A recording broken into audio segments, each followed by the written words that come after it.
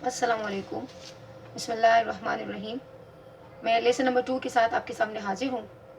जैसे कि आपने पिछले लेसन में जो है अल्फ़ाबेट्स और लेटर्स को पढ़ा था कि वो जो है 26 होते हैं और 26 में से 5 को हमने ज़बर ज़ेर पेश के लिए निकाल लिया था। जैसे उर्दू में ज़बर ज़ेर के पेश कहते हैं तो इंग्लिश में वॉवल्स कहते हैं। यानी इन वॉवल्स से ही हम ज़बर ज़ेर पेश का काम लेते हैं।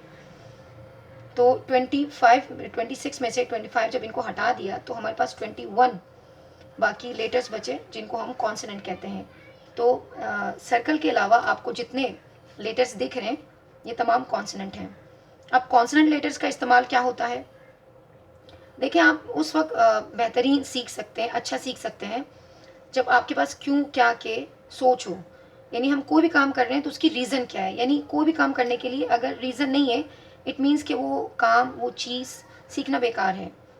तो अगर हम लेटर सीख रहे हैं तो वही क्यों क्या के क्वेश्चन हमारे माइंड में राइज होंगे कि हम इसको क्यों कर रहे हैं। वॉवल्स की तो आपको समझ में आ गई कि वॉवल्स का पढ़ना क्यों ज़रूरी है, क्योंकि जैसे उर्दू में आप कोई नाम लिखते हैं तो आप ज़बर ज़ेर पेश जो है हमें पता होती है तो हम उसके हिसाब से अपना वो काम पूरा कर लेते हैं।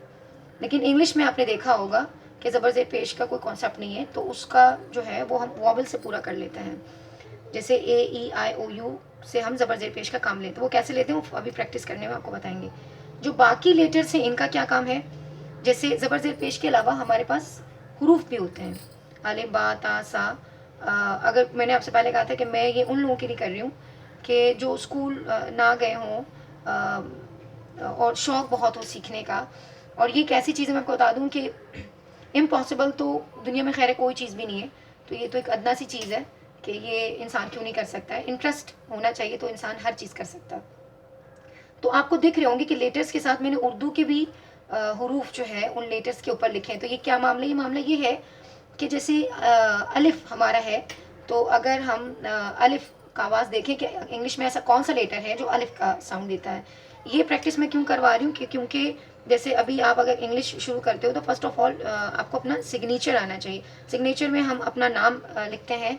जब भी कोई फॉर्म वगैरह फिल करते हैं तो अपना नाम लिखते हैं। तो अपने नाम की इंग्लिश या किसी भी शख्स के नाम की इंग्लिश हम कैसे हमें आ सकती है, तो उसके लिए यही लेटर्स जो है वो काम करेंगे। कैसे कि जैसे ए है, ए से हम उर्दू के हरूफ अलिफ का काम लेते हैं और इससे हम आइन का भी साउंड निकालते हैं।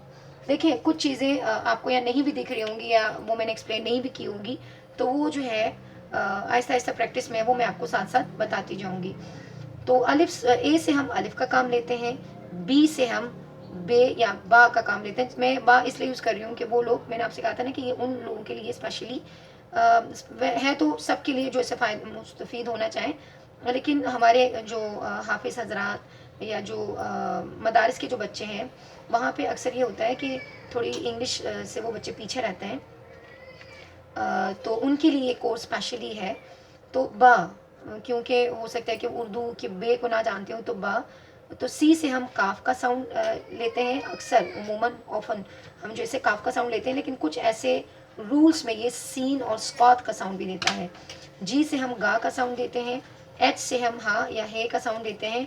और आई से हम जो है ई का साउंड देते हैं। सी के बाद डी आता है, तो डी से हम दाल और डाल दोनों का साउंड देते हैं। इसी तरह ई से हम जो है वो आइन का साउंड देते हैं और ज़बर ज़ेर में ये ज़ेर का साउंड देता है।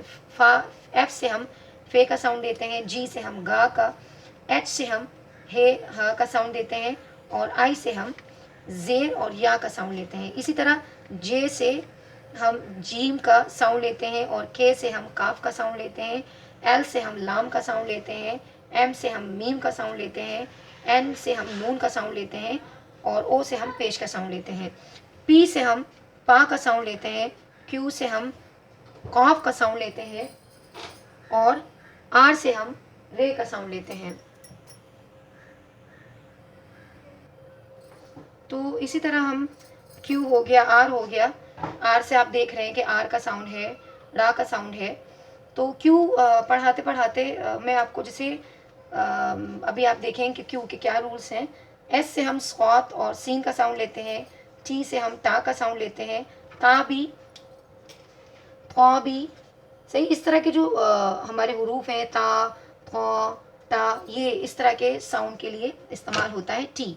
यू से हम अलिफ और आप ज़बर बोल लें, और वी से हम वाव का साउंड लेते हैं, डब्ल्यू भी वाव में आ जाता है, और एक्स का ही साउंड देता है। एक्स से हमारे अभी तक कोई ऐसा नाम नहीं है उर्दू में जो एक्स से स्टार्ट हुआ हो। अच्छा, वाई से हम या का साउंड लेते हैं, और जेड से हम ज़ा, ज़्वा और ज़्वात का साउंड लेते हैं। तो ये हमारे जो है कुछ साउंड हो गए। तो इसको हम अप्लाई कैसे करेंगे, मतलब इसके पढ़ने से हम क्या सीख लेते हैं। तो मैंने आपसे कहा कि ये नाम के लिए है कि जैसे अभी आपने ABC सीखी, तो सबसे पहले आपको अपना नाम आना चाहिए। तो ये सब कुछ सीखने के बाद, जैसे अगर आप अपना नाम लिखते हैं तो नाम आप कैसे लिखते हैं कि अगर आप आसिया लिखना चाहें तो अलिफ के लिए तो ए आ गया, लेकिन जो मद है वो एक और आ का साउंड दे रहा है, तो आ हो गया, और फिर सीन एस हो गया, और फिर आय और ए, आसिया। सही है। अब आप अगर मूना को देखेंगे तो मूना के एम, फिर मीम पे पेश है मुंह, तो ये मुंह, और फिर एन, और फिर ए, यानी पेश और वाव को मुंह, और फिर ना, तो मूना।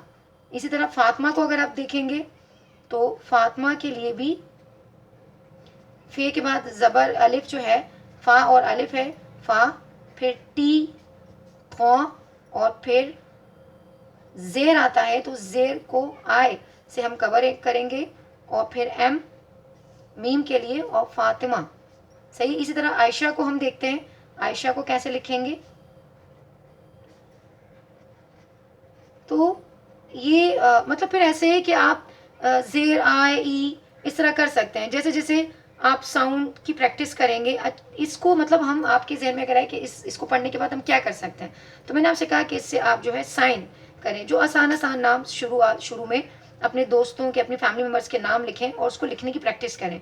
जहाँ आपको लगे को प्रॉब्लम हो रही है तो आप उसको मेरे साथ डिस्कस कर सकते हैं, मुझे अपने मैसेज के थ्रू आप बता सकते हैं कि आपको मतलब कहाँ प्रॉब्लम हो रही है और कौन सी चीज़ आपको समझ में नहीं आ रही है। तो ये पढ़ने के बाद ये 4-5 मैंने आपको प्रैक्टिस करवा दी। इसी तरह आप जो है 10-12 जो है रोज़ इस तरह जो है आसान नाम लिखें और उसको प्रैक्टिस करें।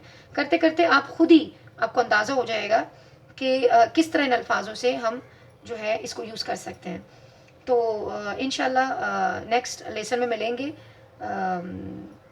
तो दुआ में याद रखिएगा, और जाते जाते मेरी आपसे रिक्वेस्ट रहेगी कि प्लीज़ आप लाइक, शेयर और सब्सक्राइब ज़रूर कीजिएगा। और मैं आप जाते जाते फिर आपसे ये कहूँगी कि मैं अपने लेसन के हिसाब से चल रही हूँ, लेकिन अगर आपके पेपर्स हो रहे हैं और कोई चीज़ है कि आपको ये सब चीज़ें आती हैं, और आपको कोई चीज़ है जो आपको तंग कर रही है और आप वो पहले सीखना चाह रहे हैं, क्योंकि यूट्यूब चैनल पे भी मैंने जो है इस लिहाज से नहीं देखा है कि इतने नीचे लेवल पे कोई सिखा रहा हो। तो आप जो है अपने कमेंट्स में लिख सकते हैं कि आप अगर कोई चीज़ जल्दी सीखना चाह रहे हो तो वो लेसन के अलावा भी मैं उसको अपलोड कर दूँगी आपकी आसानी के लिए। इसके अलावा भी अगर किसी और सब्जेक्ट में आपको कोई प्रॉब्लम हो तो आप मेरे साथ ज़रूर शेयर कीजिएगा।